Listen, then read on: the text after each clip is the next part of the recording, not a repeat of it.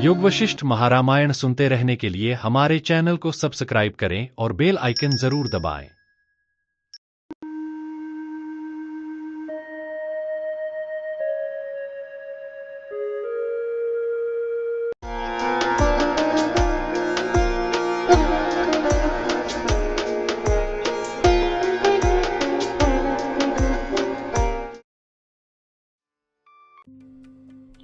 योग वशिष्ठ महारामायण निर्वाण प्रकरण सर्ग 25।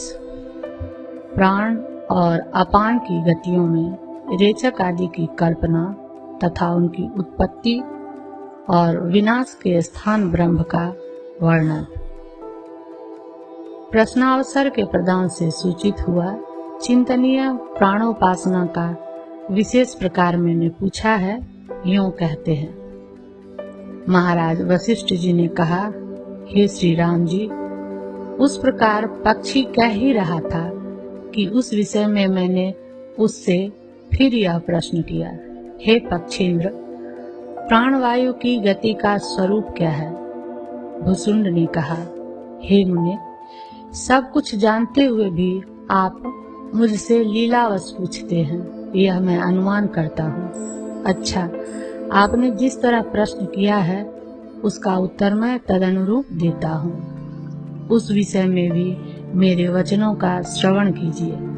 हे ब्राह्मण, इस प्राण में स्पंदन शक्ति तथा निरंतर गति क्रिया रहती है। इस प्रकार स्पंद शक्ति और सदा गति यह प्राण बाह्य एवं आंतर सर्वांगों से परिपूर्ण देह में ऊपर के स्थान में निरंतर स्थित रहता है, यानी ऊर्ध्व भाग में सदा गमन करता है। हे ब्राह्मण, इस अपान वायु में भी निरंतर स्पंद शक्ति तथा सतत गति रहती है। यह अपान वायु भी बाह्य एवं आंतर समस्त अंगों से परिपूर्ण शरीर में नीचे के स्थान में निरंतर अवस्थित रहता है, यानी अधोभाग में गमन करता है। इस प्रकार प्राण और अपान दोनों वायुओं का लक्षण द्वारा पार्थक्य बतलाकर अब उनकी गतियों में किसी प्रकार के यत्न के बिना सर्वदा ही प्राणायाम रूपता सिद्ध है, यूं चिंतन करना चाहिए, यह बतलाते हैं। हे प्राणायाम के तत्वज्ञ, चूंकि जागृत, स्वप्न और सुषुप्ति तीनों अवस्थाओं में युक्त पुरुषों को यह कल्याण के लिए उत्तम साधनभूत प्राणायाम अयत्नतः प्रवृत्त होता रहता है, अतः उसे आप सुनिए।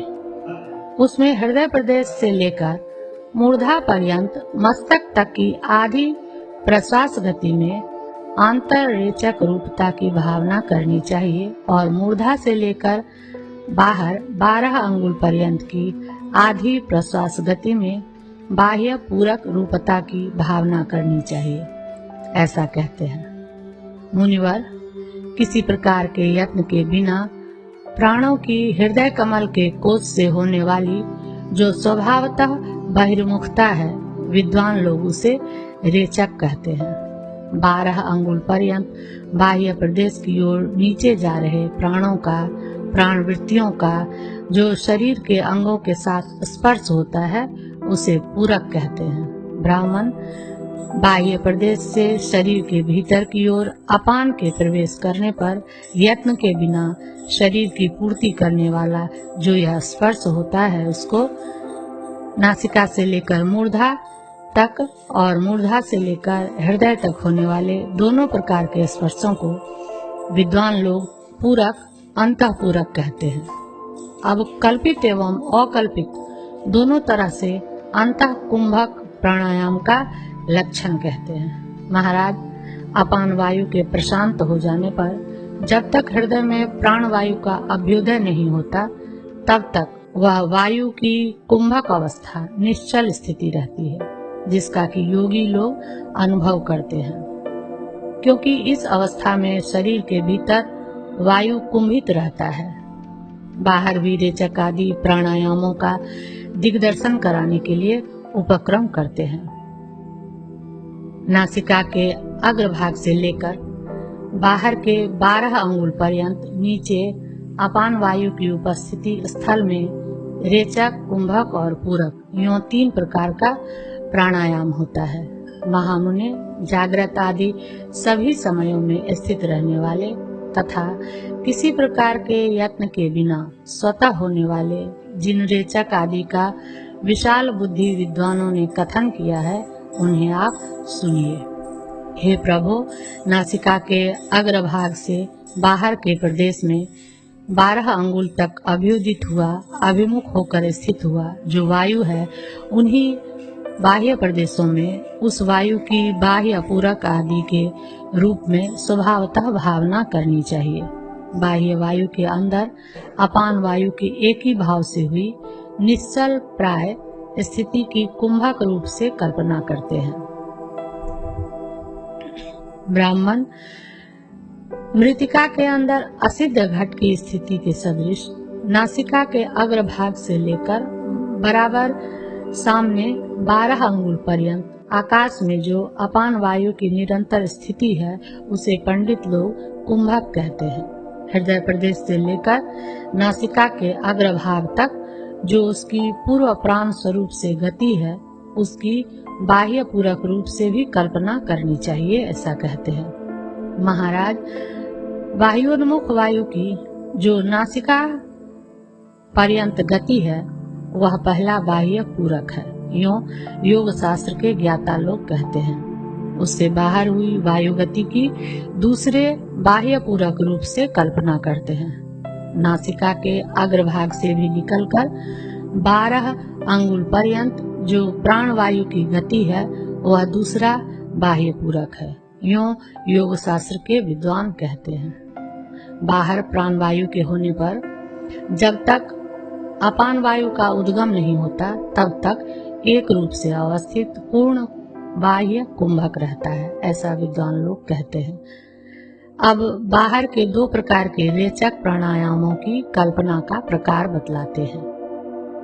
अपान वायु के उदय के प्रस्पंदन के बिना जो वायु की अंतर्मुखता प्रस्पंदोत्मुखता रहती है वह बाह्य रेचक है, यह जानना चाहिए। उपासित हुआ वह उपासक को मुक्ति प्रदान करता है। बाहर के 12 अंगुल के अंतिम भाग से नासिका के अग्रभाग तक अपान वायु की संचार द्वारा स्वरूपाभिव्यक्ति से जो विशाल स्थूलता प्राप्त होती है वह दूसरा बाह्य पूरक है, यूं विद्वान लोग कहते हैं। मुनिवर, प्राण और अपान वायु के स्वभावभूत ये जो बाह्य और आभ्यंतर कुंभक आदि प्राणायाम है उनका निरंतर भली प्रकार ज्ञान रखने वाला उपासना करने वाला पुरुष पुनः इस संसार में उत्पन्न नहीं होता। हे महाबुद्धे, ये देह वायु के स्वभावभूत बाह्य एवं आंतर रेचक आदि के भेद से 8 प्रकार के प्राणायाम हैं। उनका रात दिन निरंतर अनुध्यान करने से पुरुष की अवश्य मुक्ति हो जाती है, यह मेरा कथन है।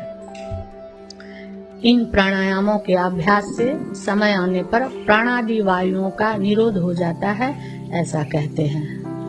जाते या बैठते, जागते या सोते सभी अवस्थाओं में अभ्यास करने पर स्वभावतः अति चपलीय वायु समय आने पर निरुद्ध भी हो जाते हैं। कर्तृत्व, भोक्तृत्व आदि का अभिमान भी इससे नष्ट हो जाता है।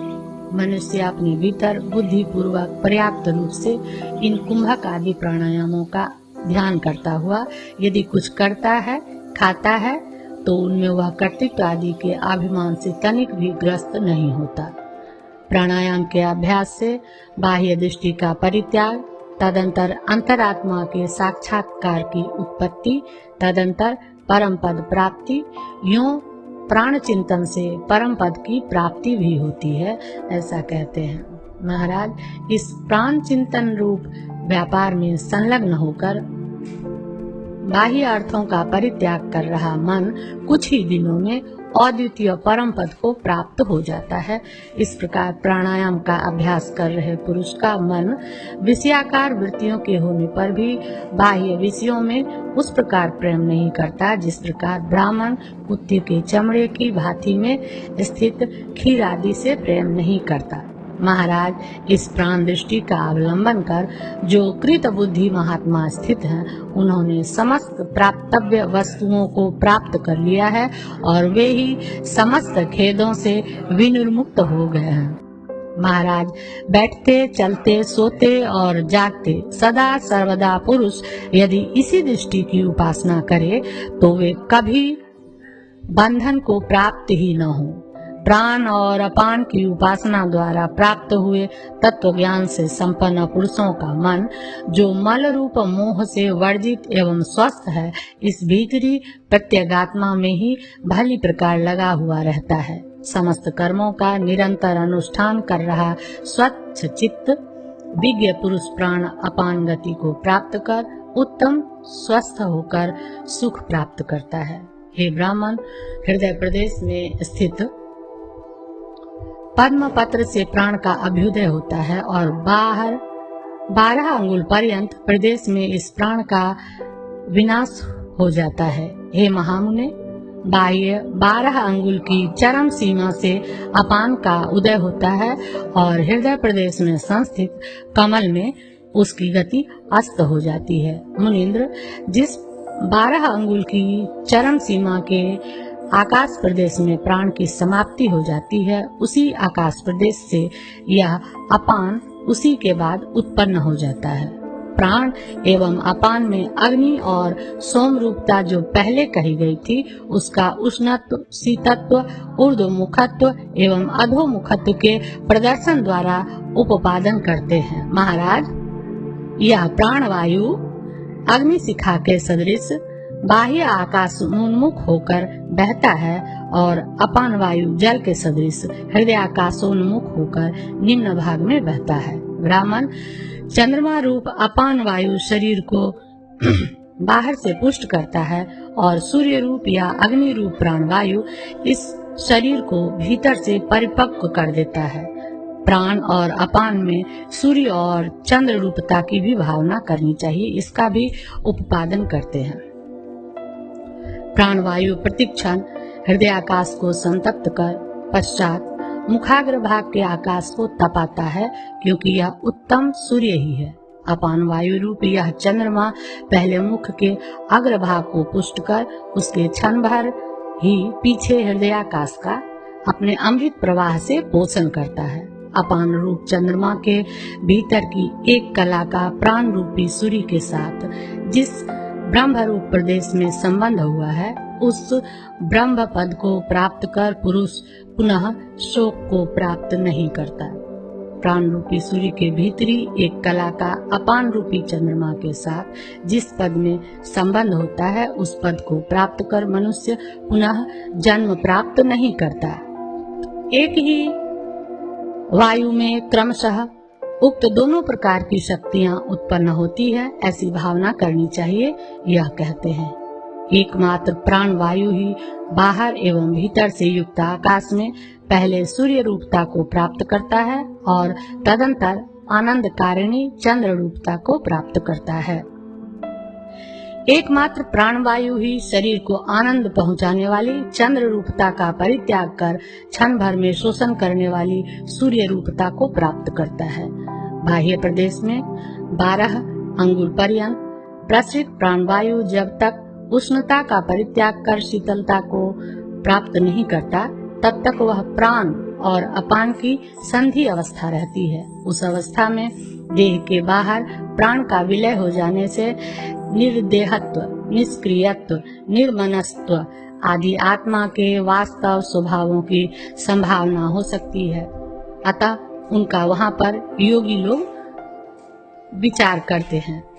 बाह्य कुंभक में देहादिदेश का परिच्छेद एवं चंद्र सूर्यात्मक प्राण अपान क्रिया प्रयुक्त आयु रूप काल का परिच्छेद न होने के कारण देश काल शून्य स्वात्म स्वरूप पद में प्रतिष्ठित हुआ योगी कभी शोक नहीं करता। उसी प्रकार अंतः कुंभक में भी हृदयगत प्राण और अपान की संधि में प्रतिष्ठित हुआ मन में अपने अधिष्ठान भूत परमात्म तत्व का साक्षात्कार अवश्यंभावी होने से जन्म आदि की प्रसक्ति नहीं है, ऐसा कहते हैं। हृदय में चंद्र और सूर्य का प्रतिदिन उदय और अस्तमय का अर्थात प्राण रूप सूर्य एवं अपान रूप चंद्र की तत्त ज्ञान आदि वृत्ति विशेषों का परिज्ञान कर तथा मन के अधिष्ठान भूत परमात्मा का ज्ञान कर मन फिर उत्पन्न नहीं होता, अथवा हृदयस्थ अपनी आत्मा ही प्राणात्मक सूर्य है, वही अपानात्मक चंद्र रूप होकर उदय अस्तमय और उनकी रश्मिभूत ज्ञान आदि वृत्ति विशेषों से विवृत होता है, इसलिए उसके अतिरिक्त और कुछ नहीं है।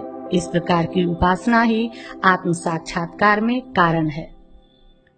उदय, अस्त, चंद्रमा, रश्मियां, गमागम, इन सबसे युक्त हृदय आकाश में स्थित प्राण रूप सूर्य देव का जो कोई तात्विक रूप से दर्शन करता है, वही असली तत्व को जानता है। यदि शंका हो कि हृदय में आत्म साक्षात्कार से क्या फल, बाह्य अंधकार से बाहर ही अपरिच्छिन्न आत्मा के आवृत होने के कारण बाह्य अंधकार के विनाश के लिए बाह्य ज्योति की ही अन्वेषणा क्यों नहीं करनी चाहिए, तो इस पर कहते हैं, यद्यपि हृदय स्थित आत्म साक्षात्कार रूप प्रकाश मोक्ष की सिद्धि के लिए बाह्य तम का न विनाश करता है न उसकी रक्षा ही करता है, तथापि हृदयगत अज्ञान रूप अंधकार का तो विनाश करता ही है। उसी का विनाश होने पर उत्तम मोक्ष रूपा सिद्धि प्राप्त हो जाती है।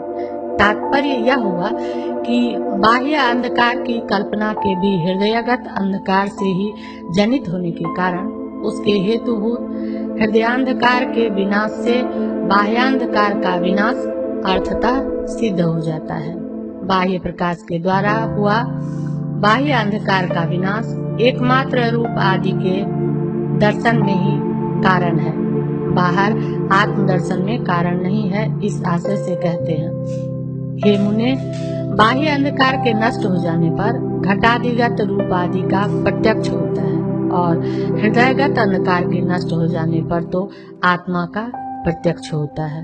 ब्राह्मण प्रयत्न पूर्वक प्राण रूपी सूर्य का अवलोकन करना चाहिए, यही हृदयगत अंधकार का विनाश करता है, परितः ज्ञात हुआ उत्तम मुक्ति प्रदान करता है और इसका उदय एवं अस्त भी होता है, यानी अज्ञानियों की दृष्टि में इसका अस्त है तथा ज्ञानियों की दृष्टि में उदय है। रुचि के उत्पादन द्वारा अधिकारियों की प्रवृत्ति कराने के लिए उक्त बाह्य और आंतर कुंभक निष्ठा का वर्णन कर रहे पक्षीराज भुसुंड जी भूमिका बांधते हैं। ब्राह्मण जिस हृदय कमल रूपी कोटर में अपान वायु रूप चंद्रमा अस्त हो जाता है, उस हृदय कमल रूप कोटर से बाह्य उन्मुख प्राण रूपी सूर्य का अपने भीतर उदय होता है। अपान वायु का अस्त हो जाने पर हृदय कमल से प्राण का वहाँ उस प्रकार शीघ्र उदय हो जाता है, जिस प्रकार निशा रूप छाया का विनाश हो जाने पर वहाँ सूर्य के प्रकाश का चारों ओर से सूर्य के प्रकाश के नष्ट हो जाने पर जिस प्रकार उसके पीछे क्षण भर में ही छाया रूप अंधकार का उदय हो जाता है, उसी प्रकार प्राण रूप सूर्य के प्रकाश का अस्त हो जाने पर क्षण भर में ही बाहर से अपान का उदय हो जाता है। हे सन्मते, जिस भूमि में प्राण की उत्पत्ति होती है उस भूमि में अपान का विनाश हो जाता है और जिस भूमि में अपान की उत्पत्ति होती है उस भूमि में प्राण का विनाश हो जाता है, यह आप निश्चित जानिए। प्राण वायु के अस्त हो जाने पर और अपान वायु के उदयोन्मुख होने पर बाह्य कुंभक का चिरकाल तक अवलंबन करने से योगी फिर संसार रूपी शोक से ग्रस्त नहीं होता।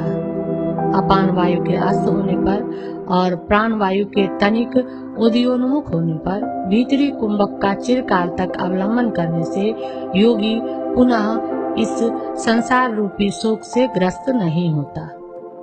ब्राह्मण जिस स्थान में अपान वायु का उदय होता है उसी 12 अंगुल परिमित स्थान से दूर कोटिगत यानी 16 अंगुल परिमित भाग में प्रसरणशील प्राण रेचक का अवलंबन कर स्वच्छ निशेष वायु के रेचन से निर्मल कुंभक का अभ्यास करने से पुनः योगी संसार रूप ताप से तप्त नहीं होता। नासिका छिद्र से अपान वायु का भीतर प्रवेश होने पर बाह्य रेचक के आधारभूत प्राण के पूरक के लिए भीतर प्रविष्ट देहांतर्गत पूरक की उपासना करने से मनुष्य पुनः संसार में उत्पन्न नहीं होता। जिस हृदयवर्ती ब्रह्म रूप स्थान में ये प्राण और अपान दोनों विलीन हो जाते हैं, उस शांत आत्मस्वरूप ब्रह्म रूप पद का अवलंबन करने से योगी अनुतप्त नहीं होता। अब उसका विवरण करते हुए बाह्य कुंभक में कहे गए देश काल बाद का अंतः कुंभक में भी अनुकर्ष बतलाते हैं। अपान वायु के प्राण भक्षोन्मुख होने पर बाहर यानी प्राण लय के अधिष्ठान भूत चैतन्य में और भीतर यानी प्राण निर्गम के आपादान भूत चैतन्य में बाघ द्वारा देश काल और उनमें रहने वाले समस्त पदार्थ निरवयव चैतन्यात्म ब्रह्म स्वरूप ही है। ऐसा विचार करने से मनुष्य फिर शोक का भागी नहीं होता। प्राणवायु के अपान भक्षणोन्मुख होने पर बाहर और भीतर पूर्वोक्त चैतन्य में देश काल एवं तदनंतरवर्ती समस्त पदार्थ निष्कल ब्रह्म स्वरूप ही है। ऐसी उपासना करने से पुरुष का मन पुनः उत्पन्न नहीं होता। जिस पर ब्रह्म रूप चैतन्य में अपान के साथ प्राण का, प्राण के साथ अपान का तथा उन दोनों के साथ बाह्य एवं आंतर देश काल का विलय हो जाता है, उसी पर ब्रह्म रूप पद का आप दर्शन कीजिए। प्राण और अपान के संधि काल में सभी प्राणियों को उक्त अवस्था रहती है, परंतु उसका अनुभव केवल योगी लोग ही कर पाते हैं, दूसरे नहीं कर पाते। जिस समय अपान के आविर्भाव से वर्जित प्राण अस्त हुआ रहता है, उस समय किसी प्रकार के यत्न के बिना सिद्ध हुई बाह्य जो कुंभक अवस्था है, उसी को योगी लोग तत्पद कहते हैं। किसी प्रकार के यत्न के बिना ही सिद्ध हुआ अंतस्थ कुंभक सर्वातिशायी ब्रह्म रूप परम पद है। यही आत्मा का असली स्वरूप है और यही अशेष मलों से निर्मुक्त सूर्य चंद्र आदि प्रकाशमान पदार्थों की प्रकाशक परम चिति है। यही तत्त जागतिक पदार्थों का अवभासक प्रकाश है और इसी को प्राप्त कर मनुष्य शोकग्रस्त नहीं होता। उस प्रकार तत्त भिन्न भिन्न क्रियाओं के भेद से भिन्न भिन्न हुए प्राणोपासना के प्रकार को कहकर अब उसकी दृढ़ता के अनंतर प्राणापान आदि के अंदर रहने वाले उनके अधिष्ठानभूत चैतन्य आत्मा की उपासना करनी चाहिए। ब्राह्मण जिस प्रकार पुष्प के अंदर सुगंधी रहती है, उसी प्रकार प्राण के अंदर रहने वाले चिदात्मा की, जो न सजीव स्वरूप है और न निर्जीव स्वरूप है, हम लोग उपासना करते हैं। जिस प्रकार जल के अंदर माधुर्य रहता है, उसी प्रकार अपान के अंदर रहने वाले चिदात्मा की, जो सजीव और निर्जीव रूप नहीं है, हम लोग उपासना करते हैं। जो प्राण विलय का और जो अपान विनाश का समीप एवं अंत में रहकर प्रकाशक है तथा जो प्राण और अपान के अंदर रहता है, हम लोग उस चिदात्मा की उपासना करते हैं। ब्राह्मण प्राण के प्राण व्यापार से में सबसे बढ़ चढ़ कर जो निमित्त भूत है, जीव के जीवनादि व्यापार में जो सबसे बढ़ चढ़ कर निमित्त भूत है, देह के धारण आदि व्यापार में जो सर्वप्रथम हेतुभूत है, उस चिदात्मा की हम लोग उपासना करते हैं। महाराज, जो मन के मनन आदि व्यापार में हेतुभूत है, जो बुद्धि के बोधन व्यापार में निमित्त भूत है एवं जो अहंकार के अहंकरण के अहंकार व्यापार में निमित्त भूत है, उस चिदात्मा की हम लोग उपासना करते हैं, जिसमें यह समस्त पूर्ववर्ती पदार्थ विद्यमान है, जिससे समस्त जगत उत्पन्न हुआ है, जो सर्वात्मक है, जो चारों ओर स्थित है और जो सर्वमय है। हम लोग उस चैतन्यात्मक तत्व की निरंतर उपासना करते हैं। ब्रह्मन जो सूर्य आदि समस्त अवभासक पदार्थों का भी अवभासक है, जो समस्त पावन पदार्थों में पावनतम पुण्य रूप है, जो मन बुद्धि आदि के विकारों से तनिक भी अपने वास्तव स्वभाव से च्युत नहीं होता, उस चित्त तत्व की हम उपासना करते हैं। जिसमें अपान वायु अस्त हो जाता है और जिसमें तनिक भी प्राण का अभ्युदय नहीं होता, उस समस्त कल्पना कलंकों से निर्मुक्त चित्त तत्व की हम लोग उपासना करते हैं। जिसमें अपान का अभ्युदय नहीं होता और प्राण का अंत हो जाता है, तथा जिसकी नासिका के अग्रभाग से उपलक्षित 12 अंगुल परिमित गगन संधि है, उस चित्त तत्व की हम उपासना करते हैं। अब बाह्य और आंतर प्रदेश रूप उपाधि भेद का परित्याग कर इस श्रुति अर्थ को मन में लेकर कहते हैं। जहाँ पर प्राण विलीन हो जाता है, जहाँ अपान भी अस्त हो जाता है और जहाँ प्राण और अपान दोनों उत्पन्न भी नहीं होते, हम लोग उस चित्त तत्व की उपासना करते हैं।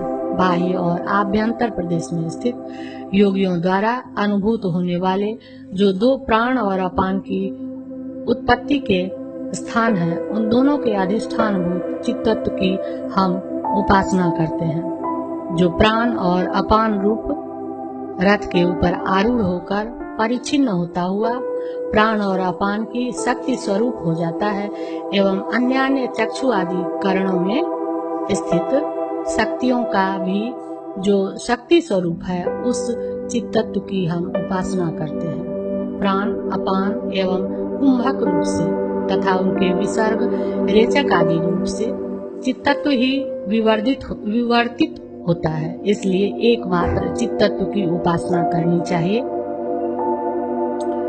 जो हृदयगत प्राण की कुंभकावस्था का स्वरूप भूत है, जो बाहर अपान की कुंभकावस्था का स्वरूप भूत है और जो पूर्व कांश से विशिष्ट है, उस प्रकाशमान चित्त तत्व की हम उपासना करते हैं। जो प्राण और अपान के चैतन्य में हेतुभूत है, जो उनके अस्तित्व का ज्ञान कराने वाले हैं, जो स्वयं रूप वर्जित है एवं जो प्राणोपासना से प्राप्तव्य है, उस चित्त तत्व की हम उपासना करते हैं। ब्राह्मण जो प्राण वायु के स्पंदन में हेतुभूत है, जो इंद्रियों के होने वाले विषय प्रदेश पर्यंत गमन में तथा उनके उपभोग में हेतुभूत है, तथा जो कारणों का भी कारण है, उस चित्त तत्व की हम उपासना करते हैं।